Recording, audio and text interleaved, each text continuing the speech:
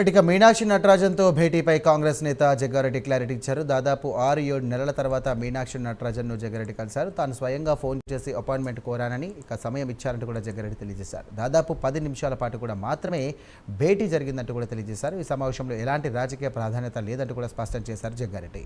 ఏదైనా నిర్ణయం తీసుకోవడం కోసం, ఫిర్యాదుల కోసం నేను వెళ్ళలేదని జగ్గారెడ్డి తెలియజేశారు.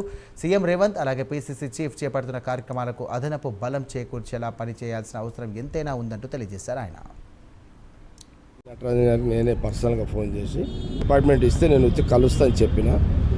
అందుకే ఎమ్మెల్యే క్వార్టర్స్కి వచ్చిన ఒక 10 నిమిషాలే నేను మేడంతో మాట్లాడినా. అందరూ ఊహిస్తారు కదా, అది మాట్లాడిండు ఏదో మాట్లాడిండు ఊహిస్తారు. ఊహించిన రాజకీయ ప్రస్తావన తినలేదు. బయట మీడియా కథనాలు, మీడియా ఏదైతే ఊహలు ఉంటాయో అలాంటివి ఏం లేవు.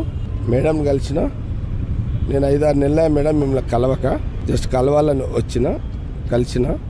సరే మేడంకి ఒక మాట అంటే ఓవరాల్ ఒక్క మాట అయితే ఏం చెప్పినంటే, విలేజ్ నుంచి హైదరాబాద్ వరకు, గ్రామం నుంచి హైదరాబాద్ వరకు కార్యకర్తలు, నాయకులు ఈ వ్యవస్థని అందరిని కూడా ఒకసారి ఒక టీమ్గా మనకి, ఎందుకంటే మనకు 2.5 సంవత్సరాలు ఉంది.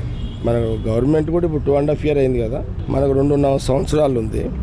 మళ్ళీ ఇప్పుడు సీఎం రేవంత్ రెడ్డి గారు కూడా, ఇంకొక పీసీసీ ప్రెసిడెంట్ కూడా ఇప్పుడు ఇద్దరు స్టేట్మెంట్లు కూడా మళ్ళా రానున్న 5 ఏళ్ళు కూడా గవర్నమెంట్లో ఉండాలని ఒక ప్రయత్నం కూడా సీఎం పరంగా, రేవంత్ రెడ్డి పరంగా కానీ, లేకపోతే మహేష్ గౌడ్ పరంగా కానీ ఇట్లా స్టేట్మెంట్లు మనం చూస్తున్నాము.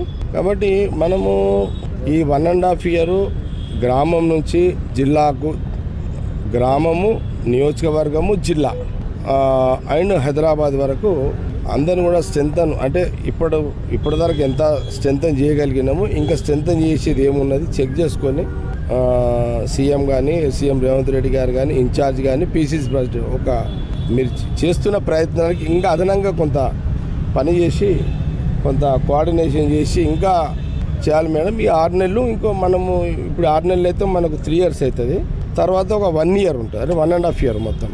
తర్వాత 1 year ఎలక్షన్ ఇయర్ అవుతుంది. కాబట్టి ఏమన్నా మిస్ అయినవి ఉంటే ఈ 6 నెలలు వచ్చే 1 yearలో అన్నీ కొంత సమయం చెక్ చేసుకొని కొంత అంతా అలర్ట్ అయిపోతే బాగుంటుంది అనేది జనరల్ డిస్కస్.